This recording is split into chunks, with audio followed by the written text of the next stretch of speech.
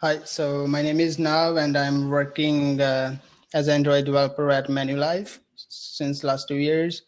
And I'm also attending GDG Montreal events regularly. And since last few months, I joined as a co-organizer. And that's pretty much about me. So today I will discuss about the motion layout, to how we can easily animate the views in our Android applications. Before going into motion layout, as Android developers, we all know that we need to play with the animation listener or transition managers to manage the views, and it's like really complicated for me as a personally. I never played with those frameworks yet, and once motion layout is out by the Android team in with constraint layout 2.0, and I started playing with it, and I found it's a really helpful for creating beautiful animations. So let's get started with this. The motion layout, it's basically extending the constraint layout, and it's a subpart of the motion layout of the constraint layout, and and it has all the features that constraint layout has, and then on the top of that it has the capabilities of mixture of property animation framework, transition manager, and coordinator layout. And this definition I just grabbed from the one of the developer from the constraint layout team by Nicholas. And the main thing, it's fully declarative. Like we can write full animation for any view or for our layout files using XML code. And we can also define the complex transitions, like rotating any view or scaling any view or changing their properties like colors and all that stuff. Yeah, so as I mentioned, like we can also animate any layout properties during the animation, and it also supports the keyframes.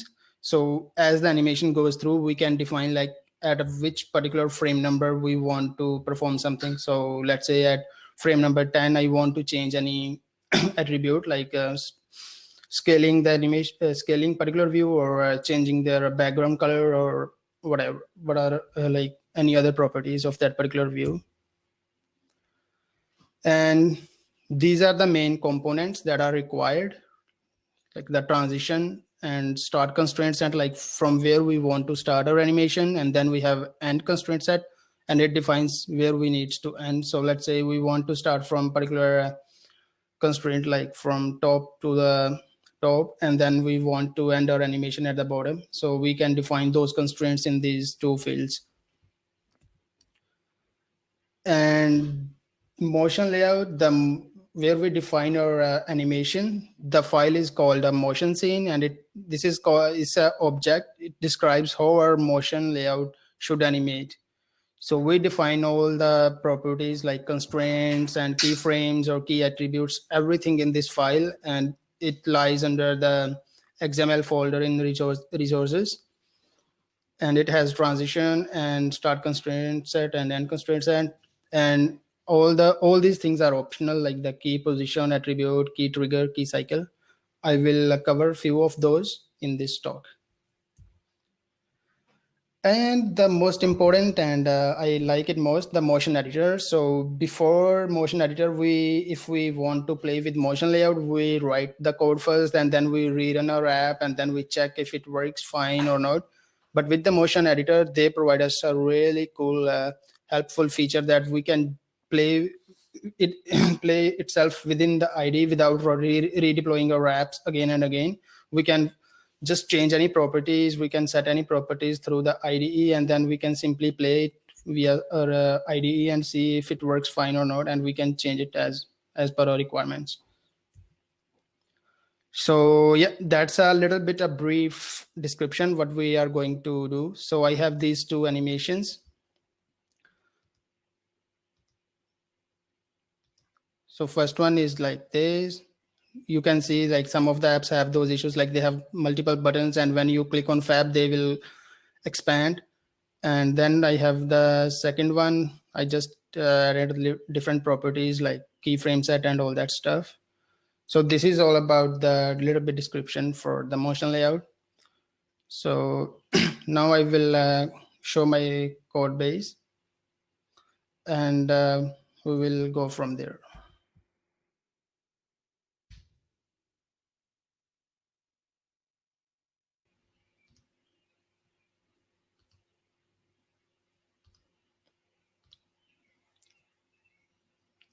Do you see my screen?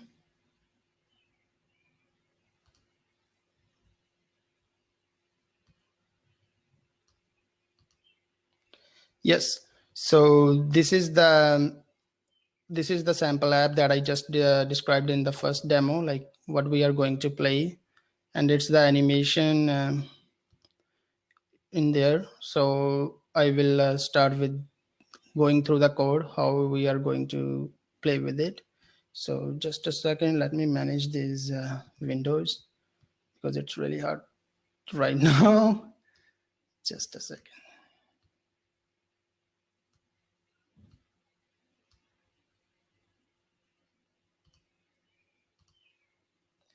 Yes, I think it looks good. So as you see, let me share the code structure. So I have motion activity. This is the activity, and the layout we are going to animate is this activity motion Android 11. So I will first show you the code. So this is the code for the file. The major important change is like we need to have a root tag as a motion layout. And if you already have any constraint layout file, it's really easy to convert. So let's say I have this file.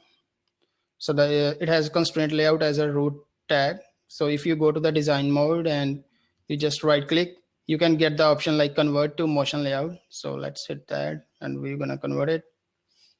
So once you converted that file, if you see my project structure now, it automatically creates a file, the motion scene file. If it goes under XML folder. So here it defines the sample file where you can play with it and you can create your own awesome animations. So this is how you can start with your existing constraint layout files. And let's go back to the main coding that I already have. So yes, this is the layout file, and I created a few fields. If you go in the design tab, it will show you if it's the motion layout root tag, it will also show you the motion editor at the same time. So right now I'm in the split mode. It shows me the code and as well as the design as well as the motion editor. So I will go to the design tab and I will show you how this animation works. So to actually see it working without running the app, you just need to click on any in the timeline here, and you can hit the transition play here. And right now that you can control the speed to make it a little bit slower, and you can see how it works. And you can see any properties during those animations, like at keyframe 40, I set something at 80 or 100.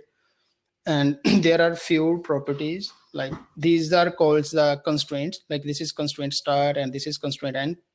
These are the states, like this is the starting state of our animation and this is like our ending state of our animation. And you can create as much as you want. You can create constraints at here and you can just name it like second end, and based on we want it to based on our existing one. So it's created and you can see that one, and then you can just create another transition and you can define the start and end. And let's say I started second end, and automatically you can also define another thing. You can set the starting of that animation, like it will automatically start, so it will need any user interaction. Let's say on the button click that I already shows you. And this is the other part, like if you just want to animate any views as user opens your app. So I will say animate to end, and now you can see these animations, and you just need to grab those two transitions, and you can simply see the timeline of that one, and you can play anything from that one. So this is how you can create the transitions. And first, before moving further, how are we gonna add the keyframe sets or attributes? I will show you the actually code, what's behind the scenes are when we are adding these properties through the motion editor. So this is the code file right now. So this is the constraint set, starting constraint set.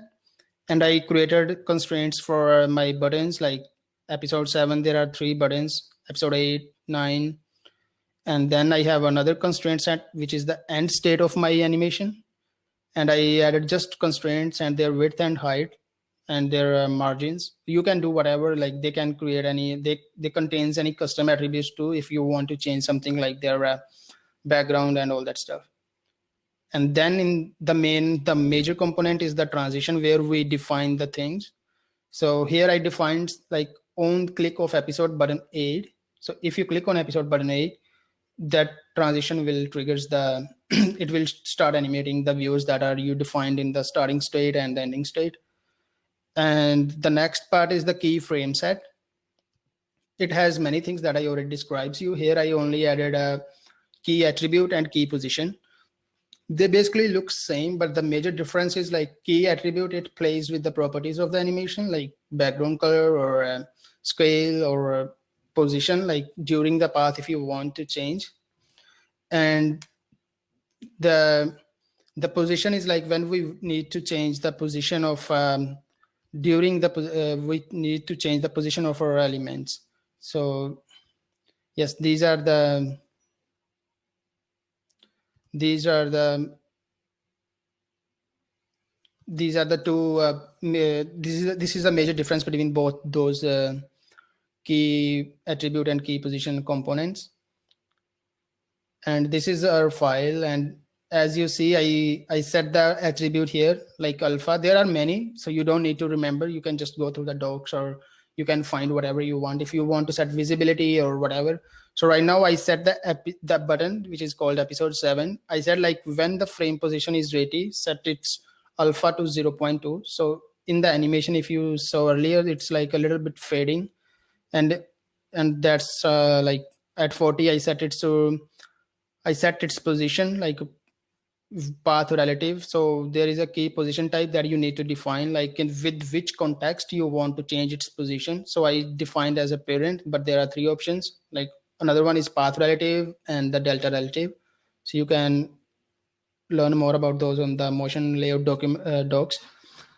So this is the simple sample for the animation that I created. So let's run this animation sample so we can see actually.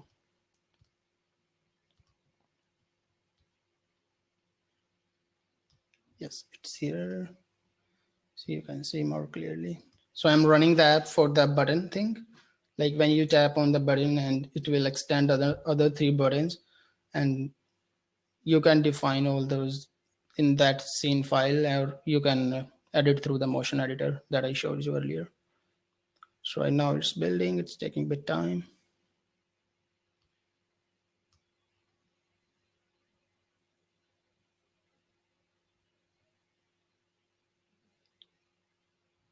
So in the meantime, we can just explore it more, the motion scene, how it works. Yes. So you can define any properties through motion editor, that those are the alpha or all those files. So if you see here, like I selected the state, you just need to click on the timeline and then just come under this transition scene, and you can select any particular frame, and you can, oh, I grabbed another file. Sorry, that's the wrong one. Yes, this file. So you can do whatever you want. So let's say I selected the right now, which is implemented right now. So you can select the constraints and just click on the timeline. And if you see here, I set already those values that I explained earlier on the frame positions. And now our activity is running.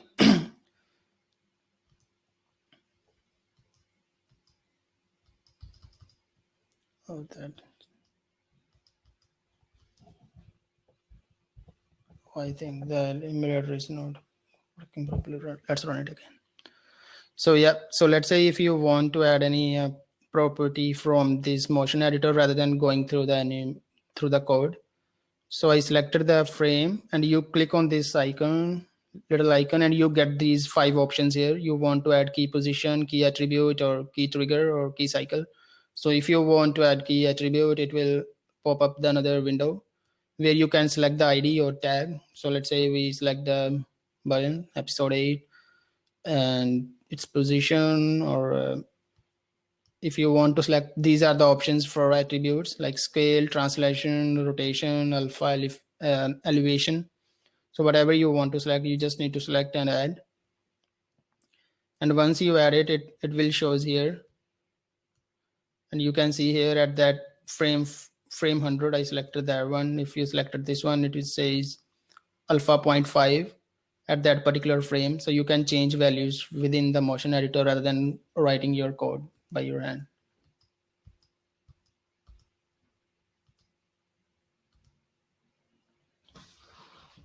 So this is our first animation, and there is another properties like custom attributes that you can add, and it supports right now strings, booleans, or color. So if I want to add color, it's like let's say I want to set the background color at that particular position. So as you start typing, it will show you the relevant options. So I will set like color primary dark, and you just added it here, and you see the changes in the code. So right now you see if that color is added to our episode button that we just created. And if you see the code, it's a really simple one, and you can simply see in the file here. So it added at this key attribute here if I highlight that code. So the motion target, episode number 8, we want to perform actions on that particular view at frame position 0, alpha set to 0.5. And we also want to set the custom attribute, which is like background color, and we give the color. So these are the little bit, this is like on click. Right now this transition happens when we click on the button, but we can also remove that code, and we can simply say start on whenever our activity is starting. So here is the code that we added. There are right now 2 options. One is on click and another one is on swipe.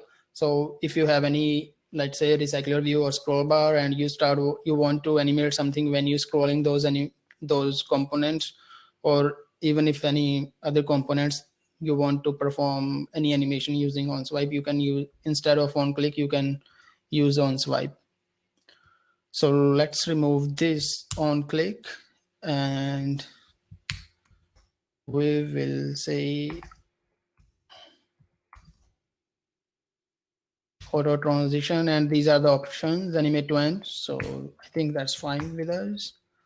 So let's rerun the app. It should work automatically. We don't need to click on anything.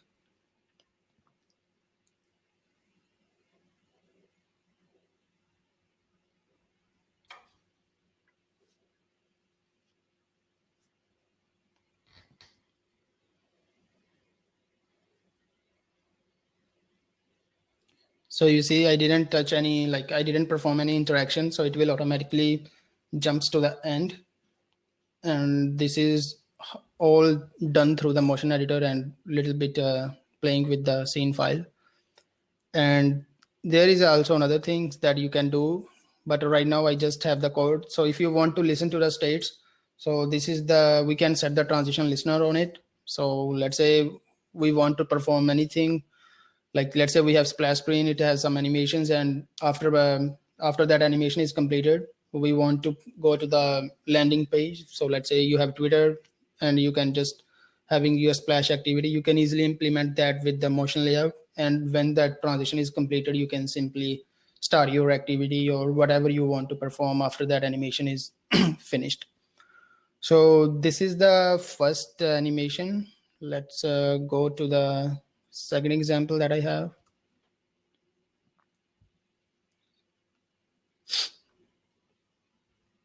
And the second example is this one.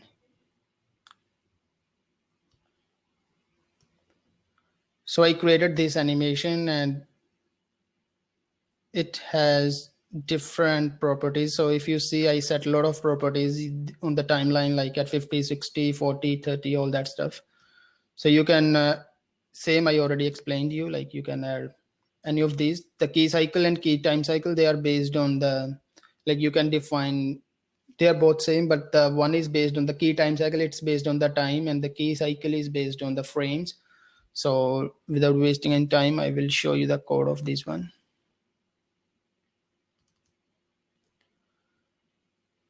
So this is, I already explained the key attribute. Sorry, Nav. We don't see your share screen anymore. Oh, sorry about that. Let me select that.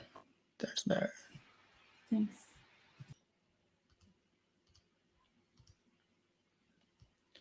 Yep. So this is, I already explained the key attributes. And in this animation, I added another properties, the key cycle. So the key cycle, it's this is right now not supported in the motion editor. Like you can't actually see that properly, how it works and how you set, because you need to understand the sine and cos or these wave shapes or the wave period. And there is a file, like there is a tool called, it's a cycle editor, and I will post a link to after that one. So I created a cycle for my one particular view. So here is the cycle. So I say like rotate the element to the 360 at frame position. You need to provide these 5 options. The wave period is like how many waves you want to do that particular view at that particular frame position. So at 0, I want to 0. And you can also define the wave shape. It can be like a sin or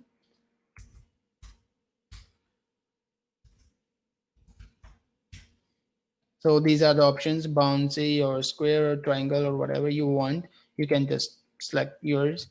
So I select the sawtooth, and that affects that animation. If you see this animation, that text that is like download status, so this is generated, this effect is generated by that key cycle because I applied to that one. So I want it to go down, and at the end I set it constraints to a button. And if you see the OK button, I set it also like going as it goes through the animation, it changes its color as well as its size, and it rotates, and at the end it again rotates itself as a 360 angle, and as it set back to the normal state. And I set its background to the green color, the dark color. And here is the code for that one. So at 60, I set its color like a custom attribute. There are many other options. You can play with the motion and you can find it. And here the key position. So I changes its position at frame number 20 to the path relative as it goes to the animation. So I says like with respect to the X coordinates 20, and with respect to the Y, I don't want to change it. And same for this attribute at position 20, change its size, like scale with respect to the X coordinate by 2. So yes, this is the pretty much about all the animations. Like you can play with it, and let me share the screen for the key editor so we can see like how it looked like.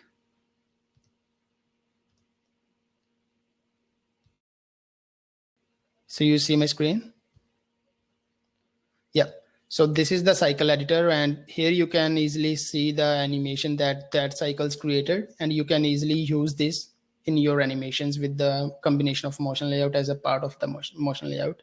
So if I play this animation, you see that button is translating, and it has some samples like bounce or wrong password or fall down. The sample I shows you, it's like the fall down one. So I little bit edited those one in this, and it's easy to find the positions, or you can add key cycles or delete or whatever you want. You rotate, scale, or whatever. So it shows you the visual effects, like how it's gonna be look like if you apply those properties. So yes, that's all about our motion layout. So far, I really find it helpful to creating animations. So I will stop sharing my screen, and we will go from there.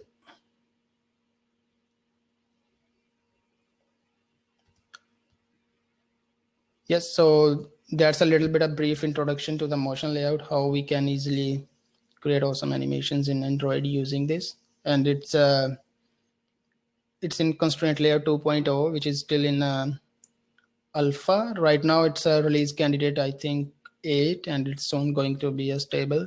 So we are going to be start using it as a stable version for our production apps. Yep. Thanks everyone.